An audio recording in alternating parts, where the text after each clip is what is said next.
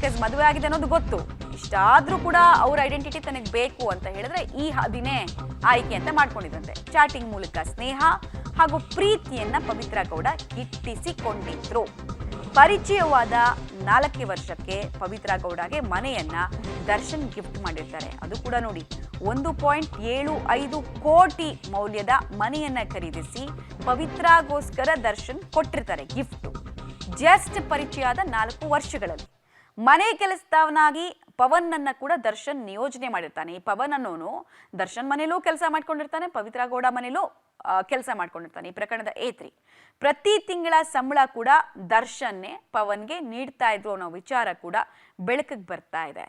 So lower middle ಕ್ಲಾಸ್ನಿಂದ rich Pavithra Gowda rich ಆದಂತಹ ಹಾದಿ ಇದೆಯಲ್ಲ, ಅದರಲ್ಲಿ ದರ್ಶನ್ ಪಾತ್ರ ಬಹಳ ದೊಡ್ಡದು, ಆತನ ಕಾಂಟ್ರಿಬ್ಯೂಷನ್ ಬಹಳ ದೊಡ್ಡದು ಅನ್ನೋದು ಕೂಡ ತನಿಖಾಧಿಕಾರಿಗಳು ಕಂಡುಕೊಂಡಿದ್ದಾರೆ. ಚಿತ್ರದುರ್ಗದ ರೇಣುಕಾಸ್ವಾಮಿ ಹತ್ಯೆಯ ಆರೋಪ ಹೊತ್ತಿರುವಂತಹ ದರ್ಶನ್ ಈಗಾಗಲೇ ಪರಪ್ಪನಗ್ರಹಾರದಿಂದ ಎತ್ತಂಗಡಿಯಾಗಿದ್ದಾರೆ ಬಳ್ಳಾರಿ ಜೈಲಿನಲ್ಲಿ. ಸೊ ಇಲ್ಲಿ ಸದ್ಯಕ್ಕೆ ಬಹಳ ಟೆನ್ಷನ್ ನಲ್ಲಿದ್ದಾರೆ. ಚಾರ್ಜ್ ಶೀಟ್ ಈಗಾಗಲೇ ಸಲ್ಲಿಕೆ ಆಗಿದೆ. ಚಾರ್ಜ್ ಶೀಟ್ ಸಲ್ಲಿಕೆಯ ಸಾಕ್ಷಿಗಳ ಹೇಳಿಕೆಗಳು ದರ್ಶನ್ ಅವರಿಗೆ ಮುಳುವಾಗುವುದು ಸ್ಪಷ್ಟವಾಗಿದೆ. ಬಳ್ಳಾರಿ ಸೆಂಟ್ರಲ್ ಜೈಲಿನಲ್ಲಿ ದರ್ಶನ್ ವಿಚಲಿತರಾಗಿದ್ದಾರಂತೆ. ಮುಂದೆ ಸಾಕ್ಷಿಗಳ ಹೇಳಿಕೆಗಳು ಸ್ಟ್ಯಾಂಡ್ ಆದ್ರೆ ಬೇಲ್ ಸಿಗೋದು ಕಷ್ಟ ಅನ್ನೋದನ್ನ ಅರಿತಿರುವ ದರ್ಶನ್ ಜೈಲಲ್ಲಿ ಒದ್ದಾಡ್ತಾ ಇದ್ದಾರೆ. ಇದರ ಮಧ್ಯೆ ದರ್ಶನ್ ಜಾಮೀನಿಗೆ ಅರ್ಜಿ ಸಲ್ಲಿಸುವ ಬಗ್ಗೆ ಹೆಚ್ಚಾಗಿ ಯೋಚನೆ ಮಾಡ್ತಾ ಇದ್ದಾರೆ. ಜಾಮೀನಿಗೆ ಅರ್ಜಿ ಸಲ್ಲಿಸಿದ್ರೆ ಜಾಮೀನು ಸಿಗುತ್ತೋ ಇಲ್ವೋ ಅನ್ನೋ ಟೆನ್ಷನ್ ಅಲ್ಲಿ ಇದ್ದಾರೆ. ಹೀಗಾಗಿ ಜೈಲಿನಲ್ಲಿ ಕ್ಷಣ ಕ್ಷಣಕ್ಕೂ ನರಕ ಯಾತನೆಯನ್ನ ಅನುಭವಿಸ್ತಾ ಇದ್ದಾರೆ.